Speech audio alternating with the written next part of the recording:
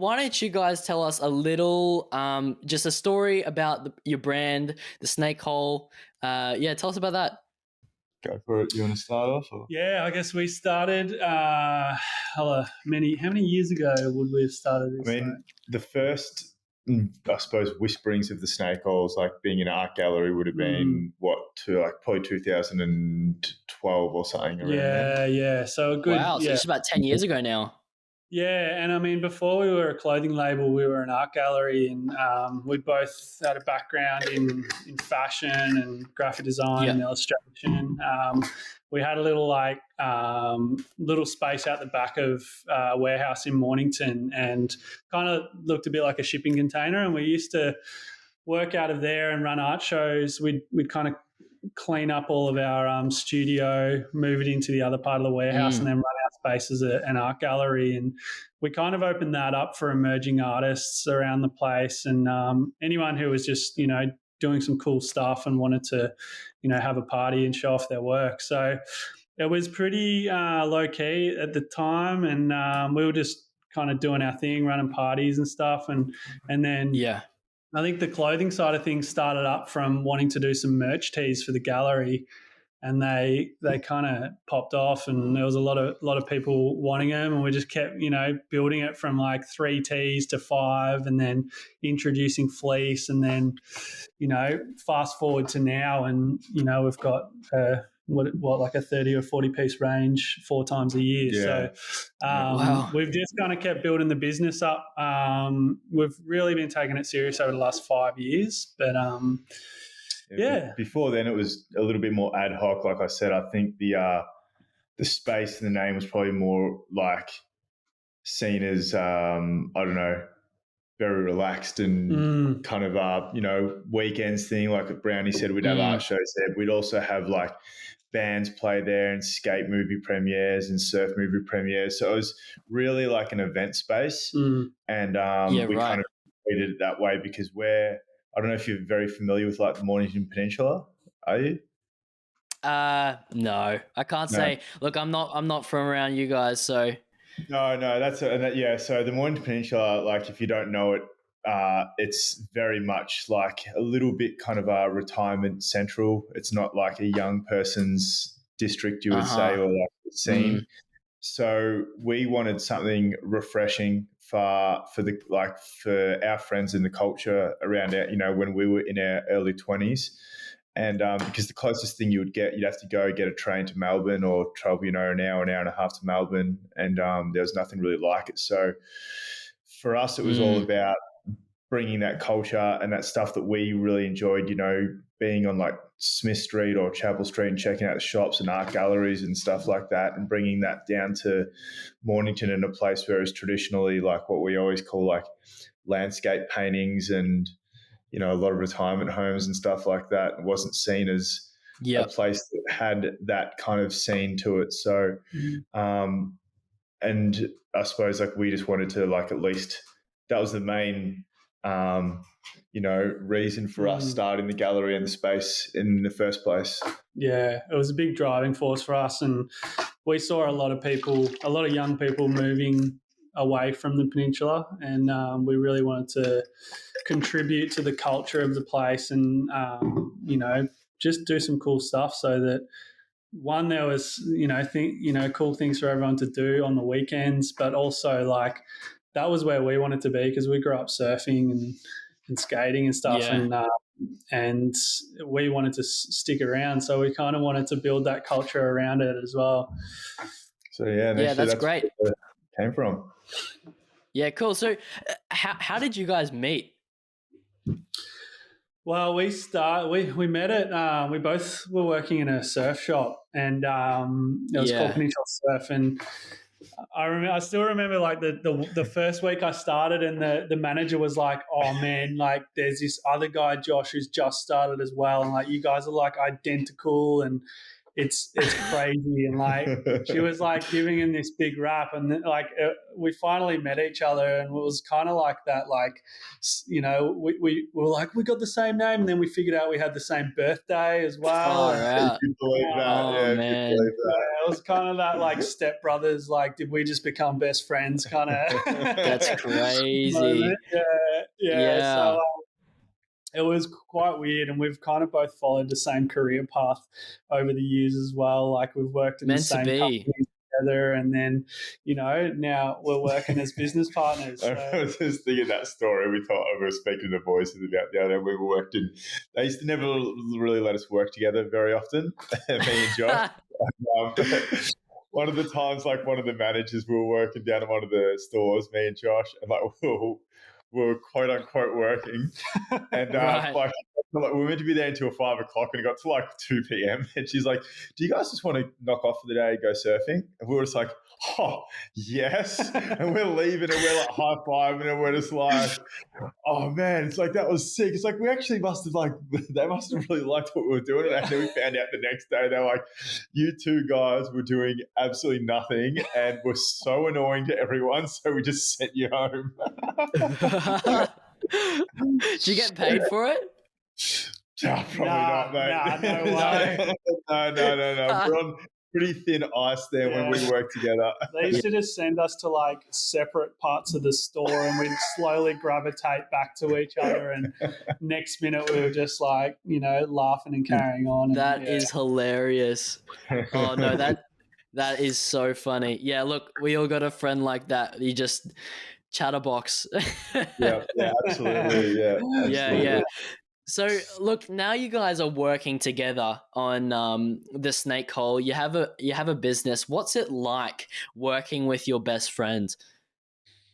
Yeah, it's like, well, for us, it's, I can see, I don't know, you probably heard that expression, like, never do like business with family, or like there's sayings very similar to that. And I can definitely see how that can be an issue. And I've always said to, like, if I'm being dead honest, if I was to start another business, I would certainly never have a partnership again, because I know how lucky I got with this partnership. Because I've seen so many. Right. No, because I can see how much, like, a marriage you need to have, like, a perfect formula for it to work, and the chances of you finding that are really low. And we just hit lightning in a bottle, I think, in terms of our relationship, because we're like, where each other lack, like, the other one is kind of strong, if that makes sense. Yeah. And there's a lot of things he does better than me, and vice versa, and it works out really well. And it's really fortunate it is that way, because, like, you see, just knowing out of all the years of out of the challenges and stuff we've kind of worked through together, and still obviously had our friendship and then a business partnership. It's really hard to maintain those things unless you have, like, really strong foundation and stuff. And thankfully that's like what Josh and I have. But I know 100% how rare that is to have. And I know why, like, barely any partnerships ever end up working in the long term, because it's really hard to find that. But I just know how extremely lucky we are. But for I would say it's been smooth sailing like the whole time. It's been pretty easy for us. Like, we've never really had any major issues, and I think it really helps if you've really, like, for advice for anybody who was starting a business, you know, like, you just want to make sure that you've both got that same drive, and you know, to really commit to the business. It's such a big investment of your time, and that's definitely the biggest thing. Yeah. Like, if one of you doesn't have as much drive as the other, it's really hard, and there will be issues down the track, I suppose. But we've never had that issue, luckily, and it's been pretty smooth sailing. And plus, I suppose, like, we both, like, absolutely love the business and love the industry. So like, having like, you can't be like half pregnant or half in, because it's just not going to work. It's just going to show, and everything becomes, like, very transparent the further down the road you get. So very, very thankful to have Josh as a partner, and I know he's doubly as thankful to have me. So of course. Oh, you guys are hilarious. No, seriously though, like, absolutely meant to be. Like seriously, same name, same Yeah. birthday, and just like you were saying, you make up for each other's weaknesses. Like Yes. you both find strength in each other's weaknesses. Like that, you can't get more perfect than that. So, like, I don't know what soulmates is, but goodness. Yeah, we're pretty close, I suppose. Oh man. Yeah. So look, you guys, you've been working in streetwear and running your fashion brand for nearly 10 years, as you said, in one form or another. So I'd say, you probably have a pretty good idea of the industry and what it's about by now. So like, how would you, like, what is streetwear to you guys, and how does your brand fit into that sort of mold? Or yeah, how would you describe your clothing within that? Good question. Well, for me, I suppose when I think of streetwear, I think of like almost like a contemporary or pop culture approach to clothing, I suppose. It's certainly always moving, even in the, in the years that we've been involved, the trends and the things that like, not so much trends, but the things that you become more interested in, that it changes really, really quickly sometimes. And like, you go from really basic like logo prints to, full color front prints to embroidery, and, doing all these different bits and pieces. And a lot of it's partially because, that's obviously what's like, around, but also because like as creatives, you're always like yearning for something more and wanting to try new applications and new designs and new ideas. And even especially in like the cut and sew program, which is anything that's basically not a hoodie or a tee. So like your pants, jackets, that kind of thing. There's always just always something really exciting and something new to try. And to me, that's, I suppose, like what streetwear is. It's never something static. It always seems to be like this moving target, always something you can do better, new trims, new graphics, new materials, new applications. Yeah. There's just always something to do. Like whenever we like release something, you can always look back and go, fuck, maybe we could have like done this for this, or, there's always, it just seems like, I don't know, it's never a complete like painting or never a complete picture. And I think that's what's like really exciting about it. Yeah. Yeah, absolutely. And it's, what would you say? Yeah, look, have you got something to add to that? I think you wrapped it up pretty well. Like, for us, like the enjoyable thing about it is like, well, in terms of our approach to our streetwear label is we've always just made stuff that we want to wear, and it's like it is forever changing. Like we've changed a lot over the years in terms of like, if we look back at like graphics from 5 years ago, first graphics we did is very different to what we're doing now. But I feel like we've kind of we've learnt to kind of move with the times and the trends as well. Yeah, no, that's a really great tip, creating something that you would like to wear, because that is, what personally, and if you are likely to wear it, more than likely others are going to wear that as well, and that audience better than anyone because you like to wear that, and people with similar interests that come along are also going to be into that stuff. Yeah, absolutely. Yeah. No, this is great. This is great, guys. But I just want to speak about the snake hole and sort of the business aspect of how it was formed. What does to start? What does the snake hole mean? Like, how did that name come about? Well, we named the gallery the Snake Hole because initially the studio was like my studio. I basically acquired the nickname Brown Snake, and because my last name's Brown, and apparently at the time I didn't have big shoulders, so I looked a bit like a snake. One of my mates, Brenny, Not anymore, of course. yeah, a friend of ours, Brenny, coined that nickname, and it kind of made sense to just call the studio the Snake Hole. And then when Josh and I started running art shows out of there, it just kind of made sense to keep that name. So, and then obviously the streetwear label kind of stemmed from there. So it made sense just to keep it all, as is. Yeah, no, cool. That's a really funny story and like a great inside joke at the same time as being something that it does. It actually came from a full inside joke. Yeah, and people are always like, it's one of the most often asked questions. Is like, what's up with the name? What does it mean?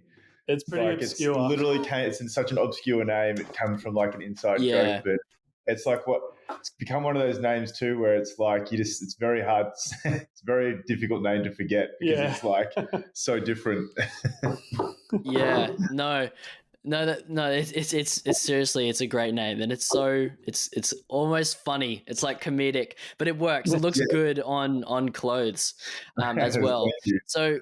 Yeah, look, the name was obviously a no-brainer, but how has it morphed into something that, and what does it stand for? And who are the type of people that it kind of follow this brand? What kind of person buys your clothing?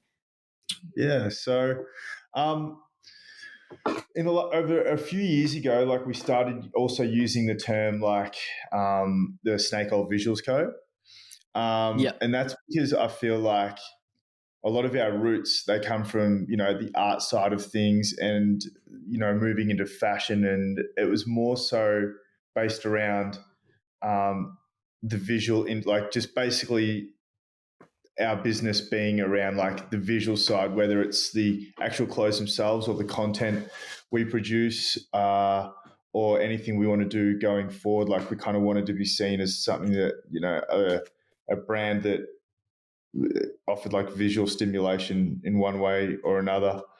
So that's always been like a big thing behind us, and a big driving force for us has been the creative behind both the graphics and how we choose to promote them, whether it's in campaign shoots, whether it's in like videos or any kind of messaging we put through together. It's always been about the creative side first and foremost, and trying to approach things a little bit differently.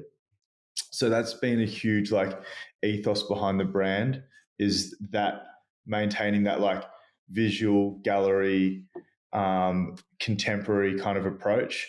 So that's always the number one driving force. And one of our other kind of messages that goes through the label is art-driven streetwear, and that's like another one of our big messages as well. Like if we could have one message, like is it like Mac orders different good or whatever, whichever. Like the one thing for us would be like that art-driven streetwear, because that's like the core of what we are as a brand and what we represent.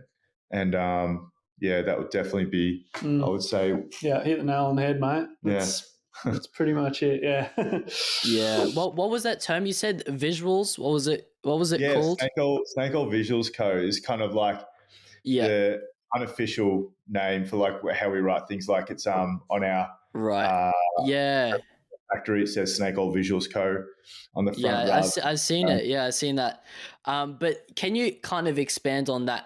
How that kind of plays into creating content with video content and photo content and a lot of your branding and just your whole look, how you aim to stimulate your customers visually. So can you kind of expand on that, what that looks like? Oh, it's a hard question. It's like, what do you reckon, Balls? Like, I suppose like for us, our approach is probably not too dissimilar from like a lot of creatives. A lot of our concept comes from like roundtable discussion, a lot of research, and trying to find good solid references and stuff. But suppose a lot of it comes from like, Josh and I have guys who have been in the creative industry in one way, even before the Snake Oil. We worked for ad agencies, and Brownie worked for, I don't know if you know, like Subi and Insight 51. No, like, are they other brands or? Josh was like, they were really big in like the early 2000s. They were like skate and fashion labels, but Right. Josh was like mentored by some of like Australia's best and biggest, like they're essentially like the Virgil Ablohs of Australian design. Yeah, so, right. Like Josh has like amazing creative direction, and I think a lot of it's probably stemmed from being under the tutelage of guys like that. Yeah, it's definitely been a lot of influence there, and we kind of taking that art-driven kind of approach. Everything from whether it's the t-shirt graphic or the all of our social graphics on our socials or video content, we try and reflect, I guess, the graphics on the garments within those avenues. So yeah, but I suppose I think a lot of it too is we've seen as you get older too, you kind of I suppose you kind of archive lots of references and graphics, and especially if you're that way inclined anyway, if like you're a creative person or whatever, you're kind of always taking mental notes, I suppose. And I feel like a lot of those kind of come up when they kind of, if you're looking at for instance, if we're looking at a new campaign, I'm trying to think of one we've done in the past as to not ruin any ones we've, spoiler alert, too many we have coming up in the future. But what's a campaign we've done in the past? So we did like, I remember last spring we did one for these kind of sailor style jackets, or like they were like a hooded kind of zip through coat that had a bit of a 90s aesthetic to it, kind of looked like a raincoat. And we ended up creating this, we've got a photography studio in the back, and we ended up turning it into almost like, we've got in this like wooden boat, and we put in this like fake water around it and green screened in the background, and had like all these different like settings, like the boat was kind of sailing through all these different locations, and we kind of did it in like this fun kind of stage play way. And I'm probably not giving the best like rendition of it over a podcast. It's something you probably need to see visually.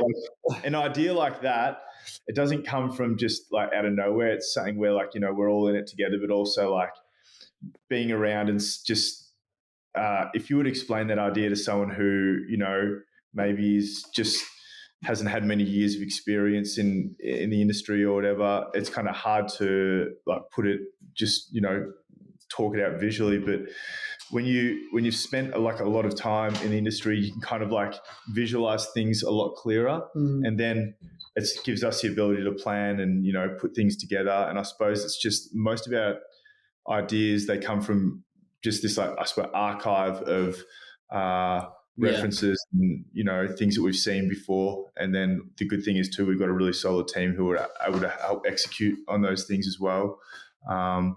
But yeah, it's just a lot of research and a lot of kind of roundtable discussions with between us and our team. Yeah, it's amazing how many good ideas can come out of a 20-minute powwow with the team.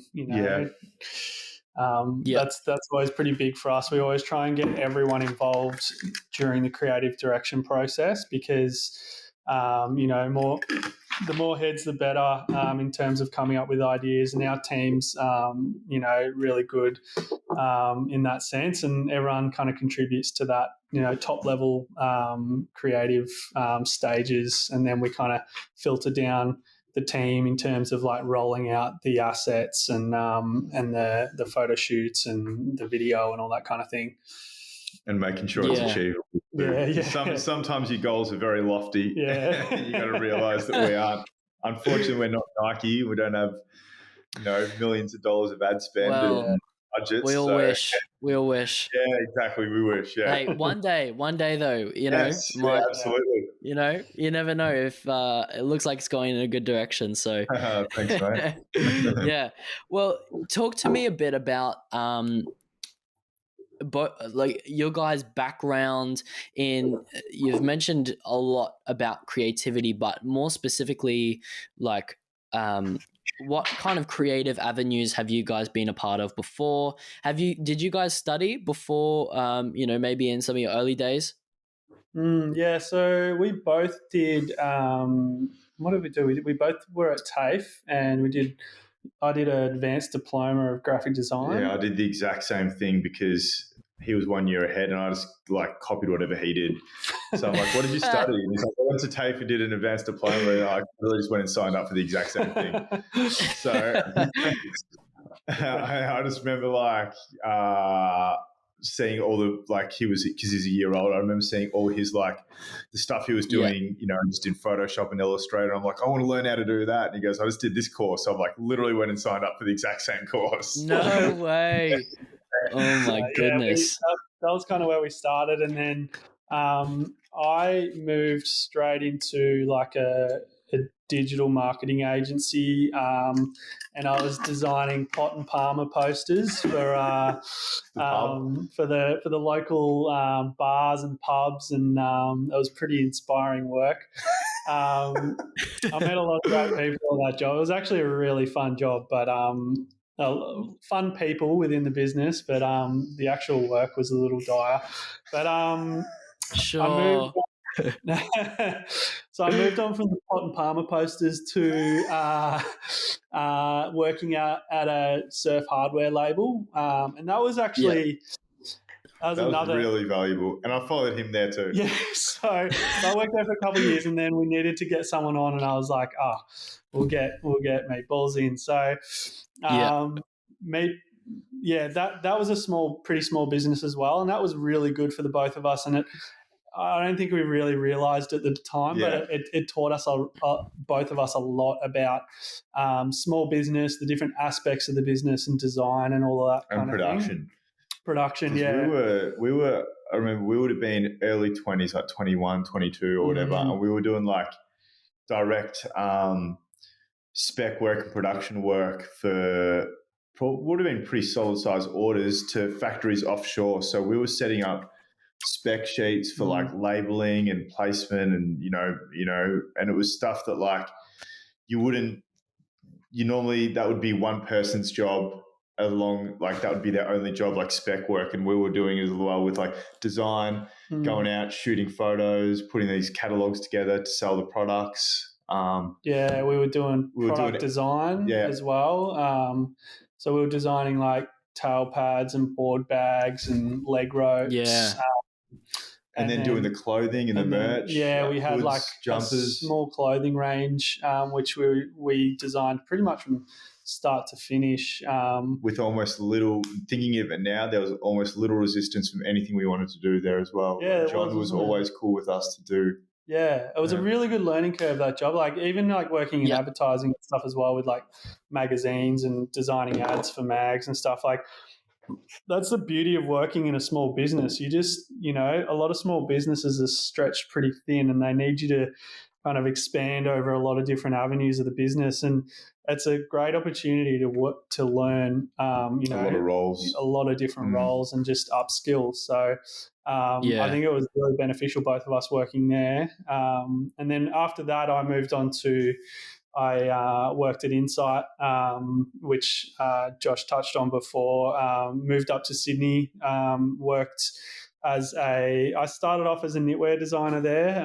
So I was a junior designer, and also graphic designer and artist. So half of my job there was creating graphics for T-shirt placements and also yardage prints and stuff like that. And then the other half of my role was pretty similar to what I was doing at Barlin, and that was liaising with offshore manufacturers and designing the knitwear side of things. And then I moved into board shorts and jersey as well. So that was probably where I really learn a lot about fashion and creating garments, and learn a lot from a few different mentors within that role that kind of set me up to work with Josh on the snake hole.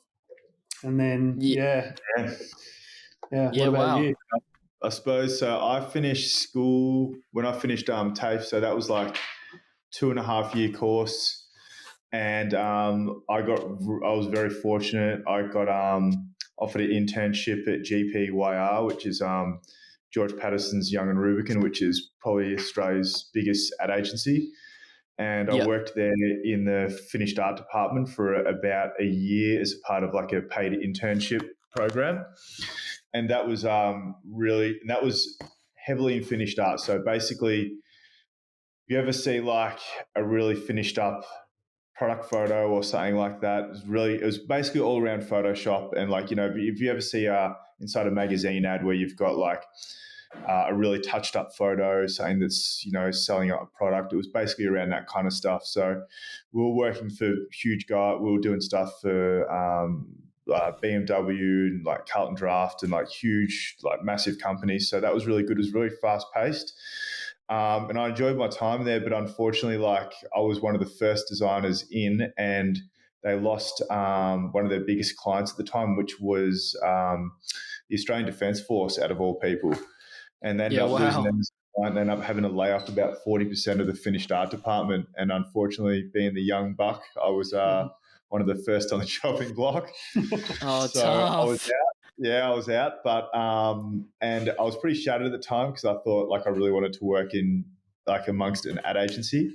But I came back, and luckily around that same time, Josh got me the job at Barlin. So I'm like, I'll come back do that for a while.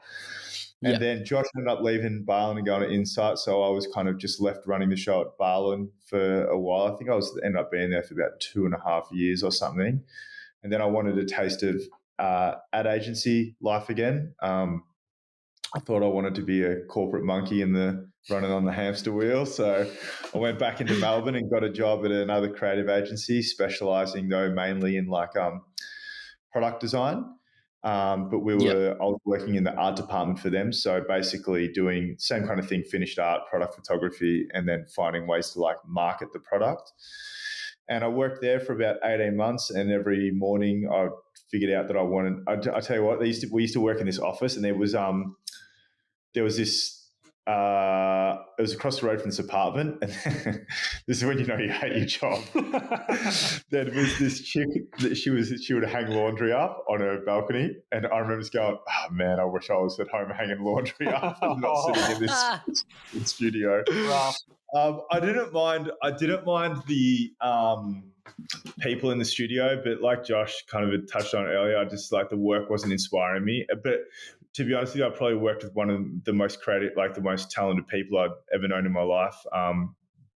My creative director, Costa, at the time was just like an absolute genius in like his approach, and that taught me a lot. And I was lucky to be kind of mentored under him for a while, but I just like couldn't get myself fall in love with the work. And at the time I was starting to paint, and we were really becoming like in love with the art scene and the design scene, Josh and I. And I just remember saying, I just don't want to do this anymore. At least want to try and freelance for a while, and ended up moving into the studio with Josh after that. So yeah, I would have been about like 24 or 25, and decided that move back down and work on the peninsula. And that's basically when the snake hole it started in its infancy, at least before we kind of started taking it seriously. So it was around that time that that was my career. And then I suppose it's been a snake hole and freelance work since then. Yeah, wow, that's such a it sounds like you guys had like so many great opportunities early on just to really hone in on the skills that you've kind of collated now and developed into just being able to see the fruits of that in the snake hole with those skills and talents that you guys have developed. Absolutely. Yeah. Because I think we've both worked with a lot of really talented people, and I think that's been a big part of our development anyway, as designers and as humans as well, I suppose. Yeah. Yeah. Yeah. And particularly just with your like product photography and getting that stuff to market, even working in admin is just, Yeah, that's like really practical skills. And what, like, in your marketing agency, in the marketing agency that you were, or the ad agency that you're working with, it wasn't like you say you were working with Mercedes and the Defense Force, so it wasn't specifically clothing. No, it's nothing to do with clothing Yeah. at all. No, it was complete opposite. But I think like what you do learn is like a lot of the same principles still apply. They're still trying to sell a product. They're still trying to explore creative Yeah. concepts and try and find the sticking points within a certain product. And I think that they set you up for how to think, if that makes sense, like how to approach a problem. Because I suppose the formula remains the same. It's just the input is different, if that makes sense as well. Sure. And for listeners out there that they have a product, they have their garment, and they think it's something really great. What's some advice that you can give on how to take that to market, and that maybe a bit of that formula that you spoke about, how to think about marketing that and pushing that out to an audience, a customer base? Yeah, I guess like for us, in the early stages, we had like a bit of a fork in the road where we were like, man, we're spending all this money on models and photographers and things like that. And we made the decision just to invest the money that we were spending on that into a camera and a lighting setup, and just learn ourselves and do it ourselves. And a lot of the time with a small business, you got to wear many hats. And I think just giving yourself the skills, like learning new things, trying to, do a lot yourself in the early stages is key, because one thing a lot of small businesses doesn't have is money. So, but you've got a lot of time. So I think investing in yourself a lot, and doing, because you will have to do a lot yourself. So in the early days, especially before you have any staff to lean on. But I think that was one of the best things that we did in terms of like, really just getting all of our marketing and our, advertising in check. Yeah, absolutely. We anything that the business does now, Josh or I have done it in the start in the business, whether it's stuff that we now completely outsource or stuff that we rely on like our team to do. Josh and I have done all of it, whether it is folding and bagging garments and packing and sending orders through to the product photography itself. That's all stuff that Josh and I initially did ourselves at the very beginning. So,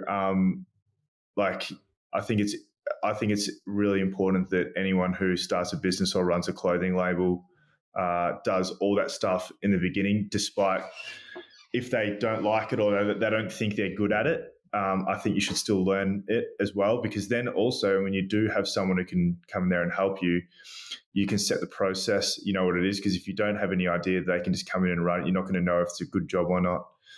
Another thing is, I think you touched on like just some like, the other thing is, I would say is people who when you start a label, it's like really easy to get like down if you've had like, you've done a couple of drops and it's slow or you're not making many sales. I think like it's important to know the first one or two drops are probably going to be your best for a while, because like your friends are going to jump in and they're going to help you, and they're going to, pick up some of your garments, which is awesome. And it's really, we had that too. We had a lot of support from our friends in the start.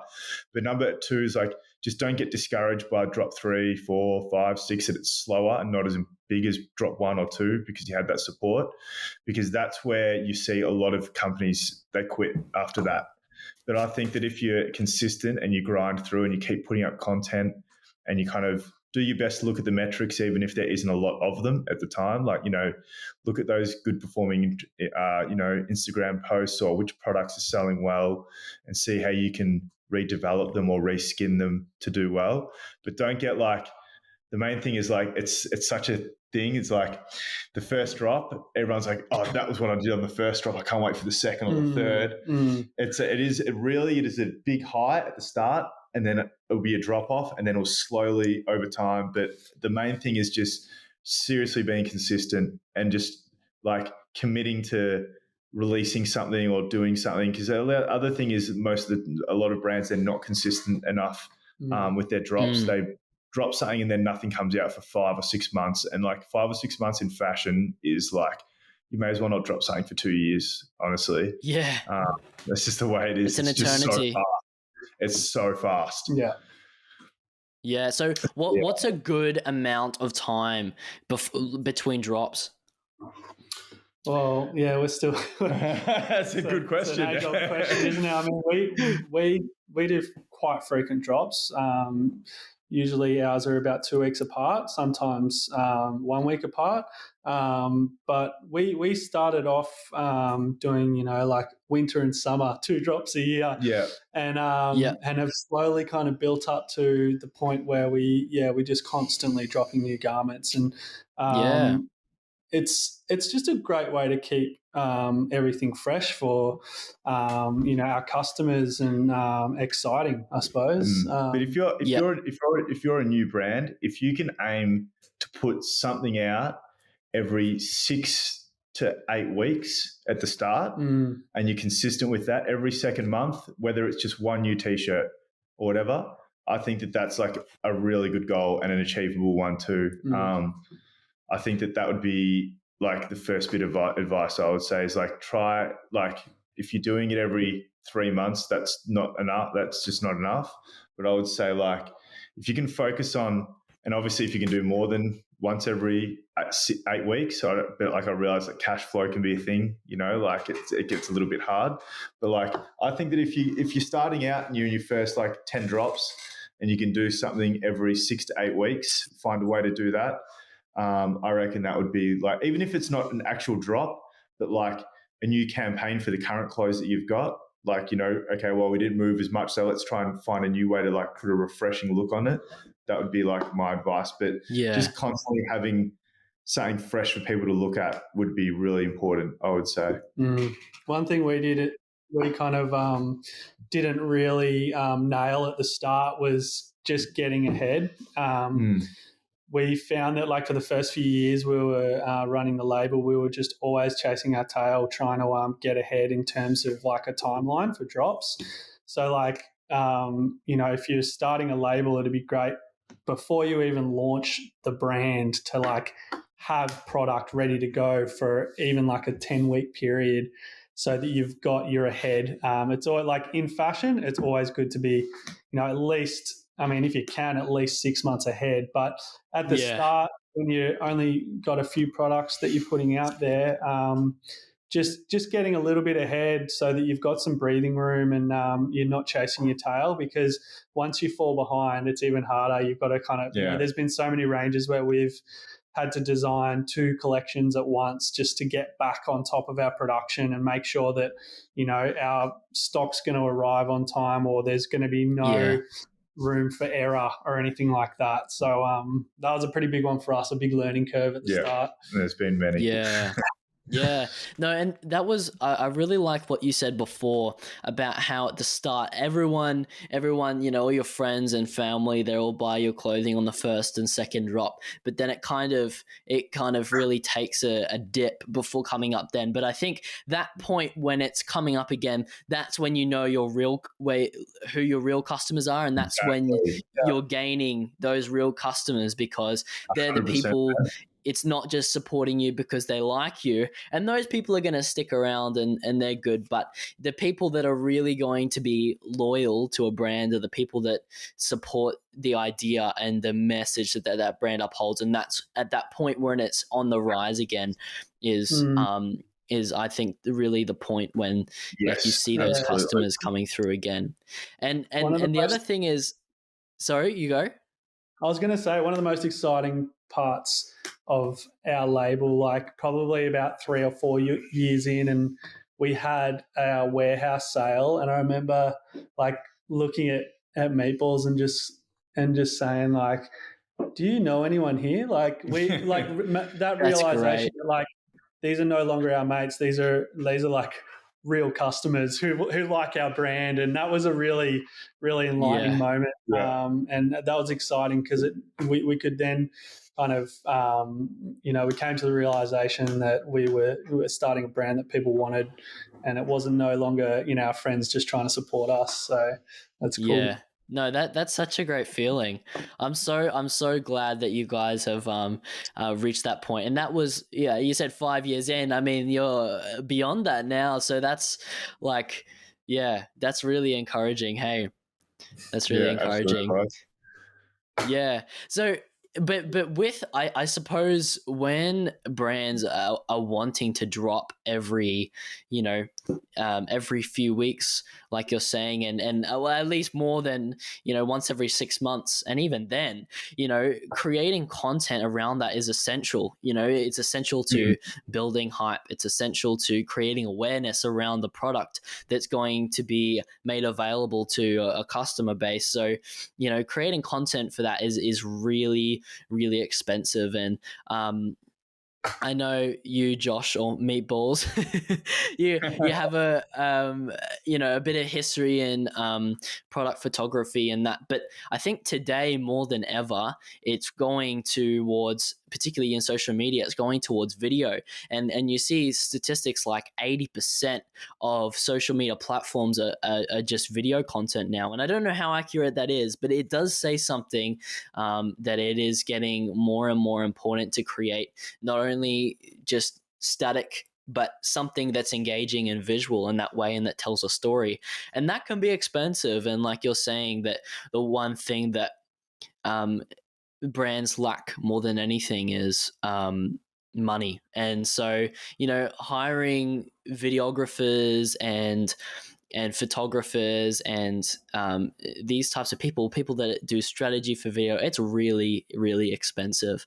And so I think, it's such great advice to actually get out there and do some of the stuff yourself. Buy a camera, buy some lighting equipment, hire out a studio, or create one in your garage. And another thing is, and this is a tip as a videographer myself, this is a tip that I sometimes give some of my clients who want to create ongoing content, is actually to crowdsource some video. Give your customers an incentive to buy clothing, and then another incentive to then make a piece of content with that, whether it's to share your best weekend fits with a piece of your clothing on, and then to that can be entered in a competition. And it's providing the incentive that actually that your customers will then be providing that value as well to the rest of the audience. Because if people see, oh, this person is wearing it with this outfit, then it their mind starts to tick. Okay, what can I wear this? Oh, I have a hat like that, and I have some shoes that will go fantastic with that outfit. And then that is just a snowball or domino effect from there. And it just continues to build, and you see this sort of crowdsourced video content, particularly with brands like Universal or Culture Kings. They crowdsource a lot of their content. And even the Oodie, it's not streetwear, but brands like the Oodie that I don't know. Yeah, I don't know. I'm sure enough people know of it, but it's just people showing how the product is used. And if it's simply wearing it and it feels good, then that is great. And see, the thing is, fashion is all about status. It's about status and how people feel, and they're joining a club when they buy some clothes. And if they see other people are part of that club, it's not just the brand owners, it's not just the models that they hire, but people that wear it and create that content. It's just a fantastic thing. Absolutely, mate. That is very, very well put. Everything you just said there, I completely agree. Yeah, absolutely. Yeah, and creating content on top of that takes a long time, and to do something like crowdsourcing content is it just enables you to push out a lot more stuff. And it's just it has a great effect. It's an excellent way to do it, for sure. The other thing is cameras as well. Obviously, it would be ideal to have your own photography studio and, an amazing, SLR or video, someone to film with. But at the end of the day, if you've just got it, if you're starting out, I guarantee you for most of your content, your iPhone is going to be fine as you begin to build your customer. Yeah. It's seriously people, I'd see that as more people who are I can't get cameras or something. I'd see that as more as an excuse than there is so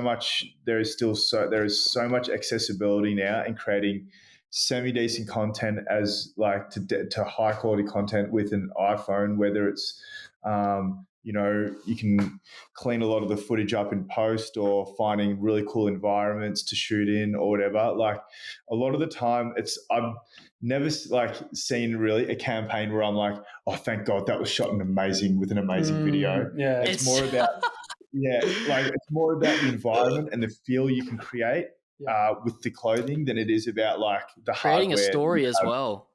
100%. Yeah. I think if it's authentic, that's the main thing. And some of the best, engaging content that we've put out there is just the rawest footage and 100%. Shot on our iPhones or whatever. And I mean, it doesn't have to be high production value. That's for sure. Yeah. No way. It doesn't need to be. It doesn't need to be. It just needs a creative mind behind it. Someone that knows their customers and put some thought into what the video is going to achieve, and that's a piece of content's going to achieve, and that's it. But yeah, so look, it's great to do a lot, particularly in the early days when there's not a lot of money or it's been invested into other things. It's great to do a lot of that yourself, particularly for listeners out there. But maybe for some people that are a bit further along, I mean, you guys have got a few employees now that I understand. Is that correct? Mm-hmm. Yep. So it's me, Josh, and then we have Tommy, who's a designer, and he runs our warehouse as well. We've got Sammy, who's our longest employee. He's been with us for, is it over 3 years now? Yeah, it would be, yeah. So Sammy's been with us 3 years now. He's a designer but handles now really heavily into our content side of things. So he does a lot of our shoots as well as a lot of creative direction. And then we've just put on Matt, who works in wholesale. So that's basically trying to build up the wholesale side of the business. So shops and getting our stuff into shops and dealing with those guys. So essentially a sales rep really is what his role is going to be. So all in all, there's 5 of us. And then when we have busy periods and stuff, we'll put some shop staff on, or if we run a pop-up, we've got some people that we've used over the years that we call in to run shops and stuff for us. But as for consistent people who are consistently in the studio, there's 5 of us now. So it's good. Yeah. Makes things a lot easier. Yeah, no, I'm sure it does make things easier. But what has been the process to getting to where you are, where you have some employees, and you've done a lot of this stuff for yourself. You've learned how to do these things, but you've wanted to take people on that are better at that than you guys at specific and very specific skill sets. So look, did you guys commission work before this, or what does the process look like leading up to where you've gotten to now? In terms of artwork, we do a lot of the artwork, actual t-shirt graphics and stuff ourselves, but we have worked with freelancers in the past, guys like Pat Bragash, Brett Chan, Brenny Ganane, to name a few. But, a lot of people we've worked with in the past with other careers and stuff, we've kind of got them on to help out with this. And then really early days, we just what's that? We interned Sammy to start with. Oh, yeah. Same with Sammy. We started like an intern program. Yeah, both Sammy and Tommy interned with us before they came on full-time or part-time. And early days, in terms of building the business, we just put every cent back into the business to build it to a place where we could get staff on, because we knew that was eventually going to be the next step. There's only so long that you can do it all yourself for. So, we didn't take much of an income out of the business early days, and just built it up, saved up, and then we kind of figured out who we needed the most. We needed somebody who could essentially be a utility and work across a few different aspects of the business. So Sammy was the first hire there, and he comes from a cinematography filmmaking background. So that's helpful, yeah. Yeah, he was doing a lot of video content for us in the start, and obviously taking on all the shoots and everything like that. And he's really grown into a more well-rounded graphic designer and photographer. He's doing a lot of the graphics for the socials, and also a lot of creative direction around campaigns, and even with the clothing as well. He's done a few tee graphics for us too.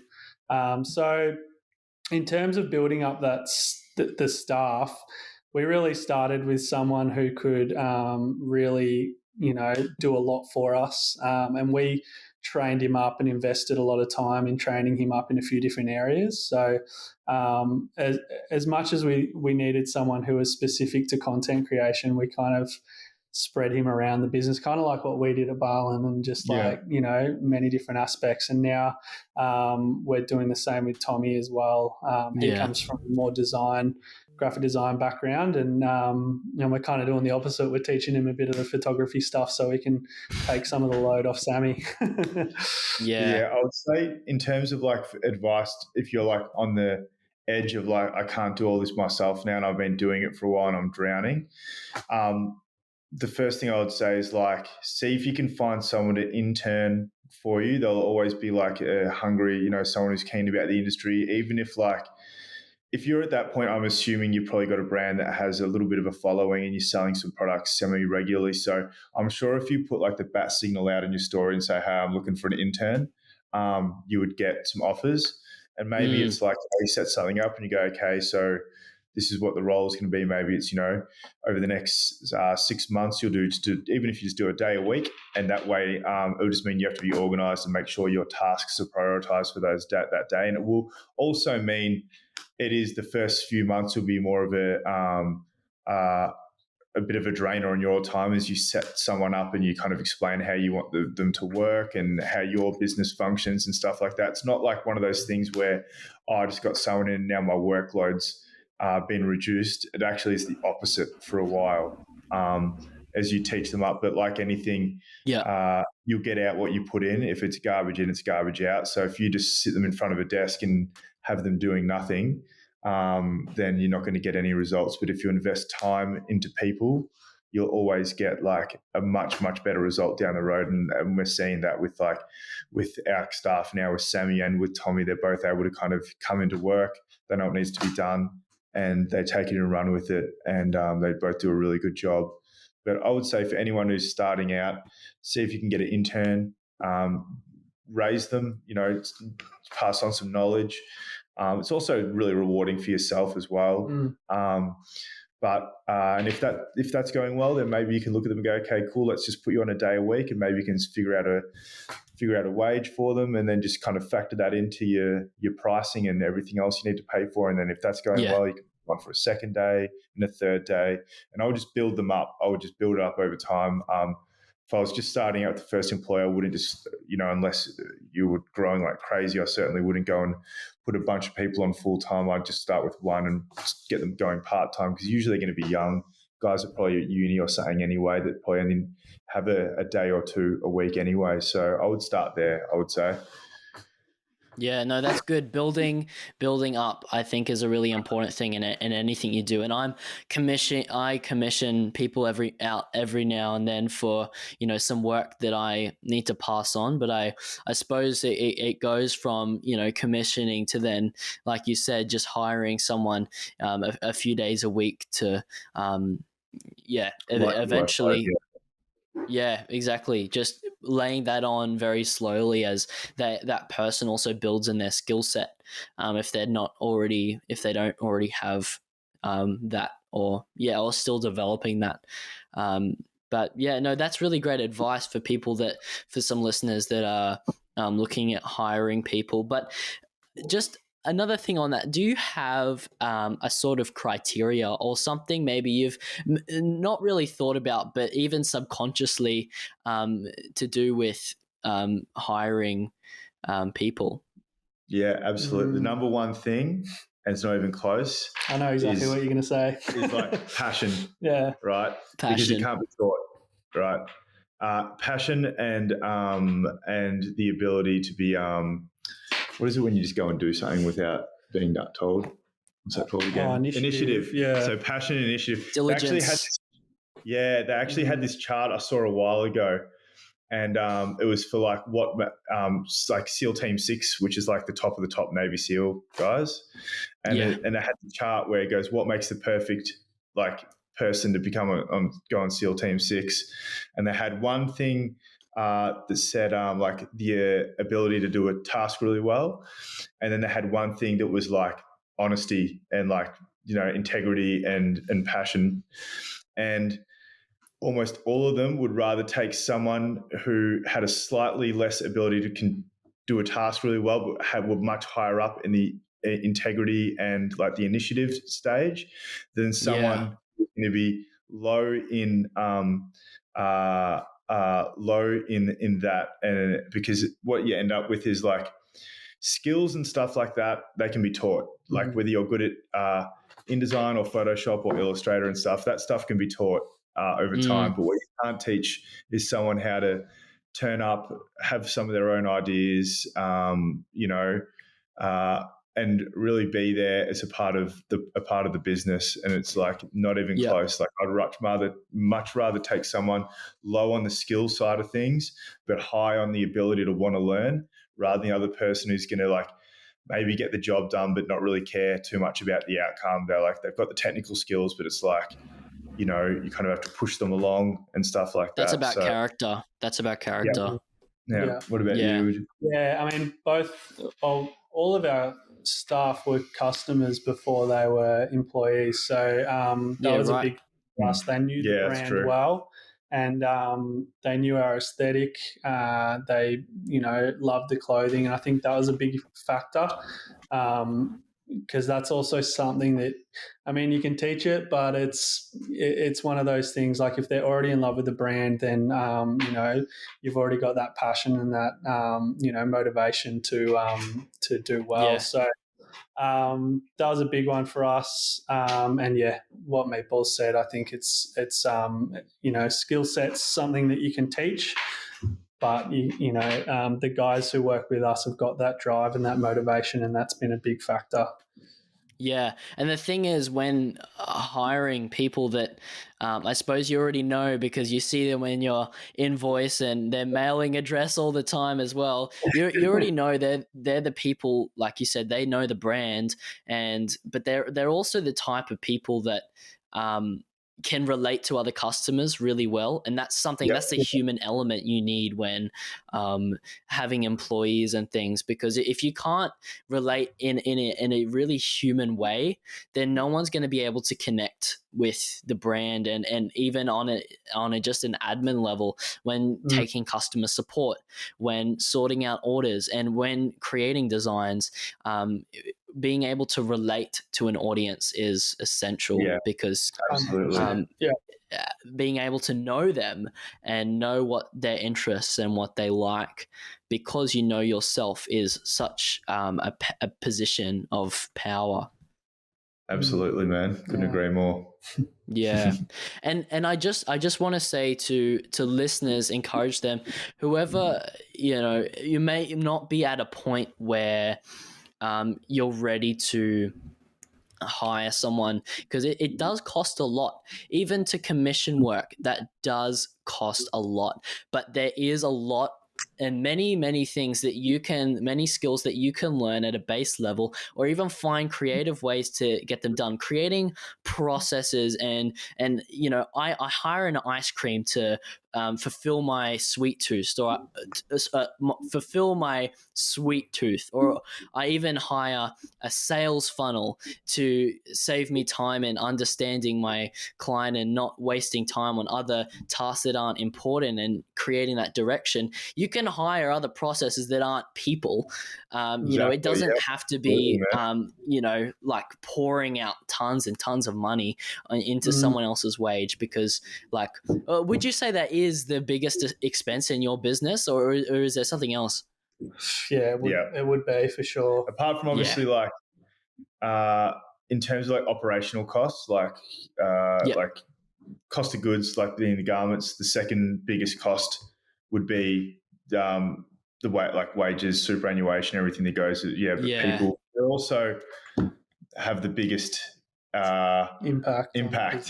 So we couldn't do it without them now. Yeah, we literally couldn't. We'd be like, I guarantee if like something happened with everyone left, we'd be dead in the water. I think I'm sure we'd find a way to grind through, but it would be a massive problem. Yeah. So look, it is essential, and the thing is, with jumping to hiring someone when you're not ready is like shifting in a manual car from gear 4 to gear 1. There's going to be all sorts of cogs left out on the road, and it's going to be a shock to the system. And so working your way out is definitely working your way up is definitely a big takeaway I got from today. But yeah, so what's next for the Snake Hole? Just quickly touch on that. Sure. We've got a really exciting. Yeah, I would say our next 9 months is like probably the most exciting to date in terms of we've got some really exciting drops and campaigns coming through. Yep. We've got bigger drops. We're really like, our foot is really to the gas at the moment for this next 9 months. We're kind of really carrying on that car analogy. Yeah, going on with the car analogy. Yeah, exactly. There's been not much fuel economy in the we haven't been on cruise control, that's for sure. We've been stomping the accelerator pedal down at every light. So the next 9 months, plus you can expect to see that there's a lot of drops, a lot of really fresh content. But the garments and everything we got coming, I think this is our best work by a mile. I think. Yeah, it's really exciting, and we've spent the last 12 months kind of scaling up the business, and now that was really challenging the last 12 months, and we're starting to see the light at the end of the tunnel. And nice. Seeing the fruits of our labor. That's really exciting. Probably touch on really quickly too, like the investment of your capital. So it's okay not to see it work immediately. Like, I don't know if you're like guys like Afterpay, right? They go through 4, 5, 6 rounds of funding before they turn a profit, right? Yeah. Don't be discouraged as well if you have a couple months where you're moving backwards to move forwards. That can happen. For us, it came in the form of moving into moving into this bigger factory and building our photography studio and having to re-rack the floor, put staff on and pay all for these other expenses. Don't be other people have different higher or lower expenses in that, but don't be too threatened by the bottom line. If you can see if you can plan things out and see how things. Are you out of here? See you, mate. One of the boys is just leaving. No worries. So don't be I would say don't be too discouraged if you have to take a breather sometimes. Yeah. But it's very important to have a little bit of stress on yourself too. I feel don't feel if you're comfortable, you're probably not in the right place. Consistency is key, but take a step back, because that's what is going to keep up the long-term consistency. Absolutely. Yeah. So for listeners who want to find out more about the Snake Hole or even buy some clothing, where can they find you? You can get us at www.thesnakehole.com, and on Instagram, it's just the Snake Hole. And Facebook as well, but we're not really Facebook on that. But pretty much Instagram and our web stores. We are. You're a content guy, right? Yeah, video content strategy. Should we be making more stuff on TikTok? Should you be well, yeah, look, we got to do more. Yeah, look, short form content is the way to go. Short form content is the way to go. It is fact is people's what do you call it? And far out. Thank you. I was going to say engagement span. What the heck is engagement span? I'm supposed to be good at this. I'm supposed to know what I'm talking about. Far out. Yeah, so people's attention span is getting shorter and shorter. So short form content is the way to go. And TikTok, it's just another way. It's a great way to share about, just linking to what we were talking before, crowdsource content. If people are sharing outfits, if your customers are sharing outfits in ways that they're actually putting your clothing into to use and things like that, that's a fantastic space. You know, people love that. You see these videos with millions of views and likes of just people showing their fits. Like it's great. It's great. And there's so much more to it, but yeah, not enough time for that today. That's for sure. No. Also at the Snake Hole on TikTok. Okay. At the Snake Hole on TikTok. Okay, great. Well, that'll be something for the future then. Hey. Yeah. Thank you, man. Thanks for having us. Thank you. Thank you guys so much once again for coming on the show today. Really had a great time chatting with you guys today. I definitely got a lot out of it, and I know there's a lot of value for listeners out there who are looking to hire in the future and also are not at that stage yet and are just looking to invest their time and money in really healthy and productive ways. So thank you so much for sharing your knowledge today. No worries, mate. I'm glad to be involved, and I'm looking forward to listening to a few more of your podcasts.